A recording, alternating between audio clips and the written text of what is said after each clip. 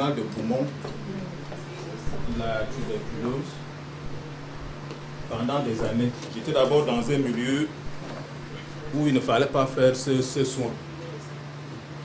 Et pendant des années, ça me torturait. Je m'épuisais. Ce n'est que, comme le docteur John nous dit, le dernier recours, c'est à genoux. Mais à un moment donné, quand je me lève, je sors un peu de ce milieu. Je me retrouve là-bas. C'est le docteur, je ne sais pas s'il faut dire, je dois dire son nom ou bien je retiens. Le médecin. Le médecin, à l'époque, était le seul spécialiste en matière de poumon, oui. Oui, son cachet est sur ton sur mes carnets, si je peux. Il faut dire le nom, si c'est là. Perfora, le docteur Perfora. Oui. Quel hôpital? Jamou.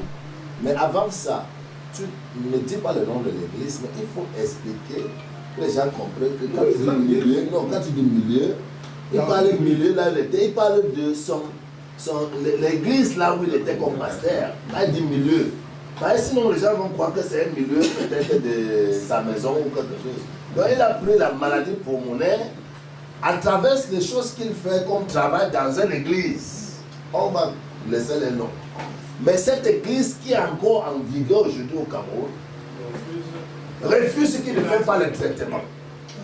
Jusqu'à ce que ça devienne dégradable. Donc, il faut le dire. Voilà. Que les gens sachent ça. Par exemple, quand il dit milieu là, milieu peut être milieu politique. Ça peut être milieu de cultivateur, ça peut être milieu de businessman. Il faut qu'il défile le milieu, qu'on sache. Utilisons quand même le terme.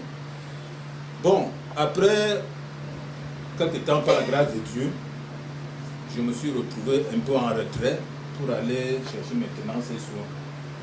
Le docteur qui me reçoit a pris du temps. On a trouvé après les examens qu'il y avait la tuberculose plus. Et il me dit que monsieur épanchement, bien, il y avait le terme là, c'est toi qui peux bien connaître, bien épanchement, quoi là. Rien que ça me perd encore plus. Après, il me dit, pour prendre d'abord les antibiotiques, il faut bien lui donner quel antibiotique, c'est le nom qui m'échappe, c'était antibiotique, voilà, 725.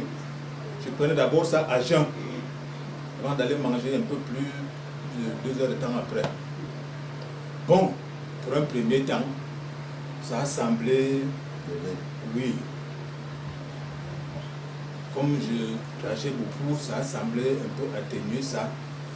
Mais à un moment donné, comme c'est quelque chose où il y a d'autres choses derrière, ça se compliquait encore. Après un temps, on me dit, mais il faudra que on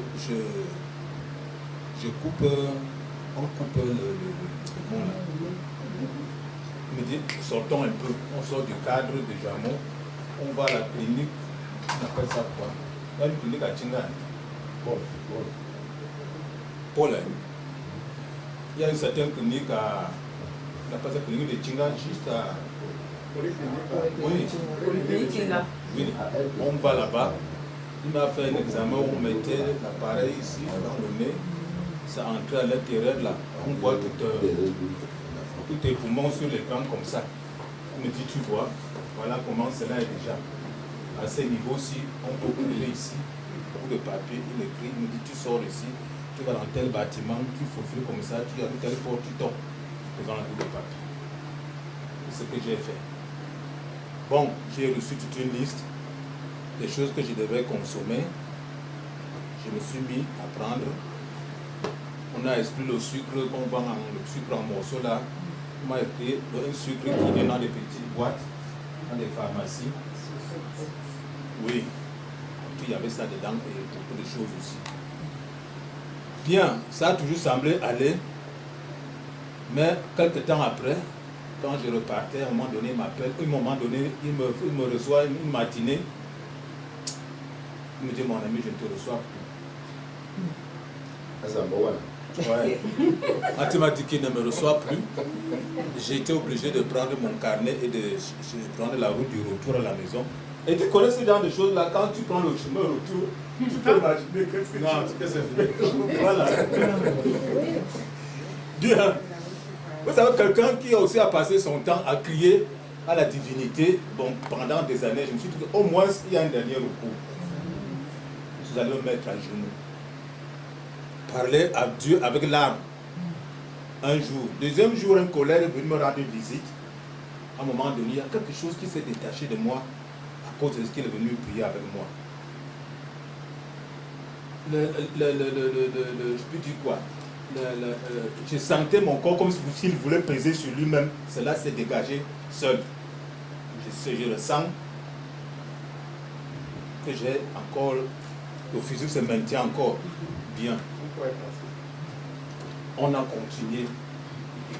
Après quelques temps, ce n'est pas fini. Je me retrouve encore en Orobichi. Le docteur aussi prend charge. Il prend charge. Chaque fois, surtout la période de saison sèche, il prend soin. Quand je sens que ça me ménage, je dis que voilà, j'ai fait tel déplacement. Après ça, je suis rentré. Il commence à beaucoup tousser encore. Il regarde tout ce qu'il a déjà précis comme les antibiotiques. Il va encore acheter telle espèce d'antibiotique. Il va encore acheter telle autre. Tu prends encore. Quand je prends, ok, ça commence un peu à aller. Bon, quelques temps après, lui aussi il a été, je ne sais, affrété d'où. Je l'appelle encore, il me dit, oh, je suis très loin de Yaoundé. Il me renvoie au centre Jamon. Bon, je peux tomber sur un autre qui est Maguida. Quelques temps seulement, dès qu'il a fait le bilan, on l'a aussi affrété, soit à Bonbang, on l'a nommé directeur là-bas. Là, de ce côté-là encore tombé.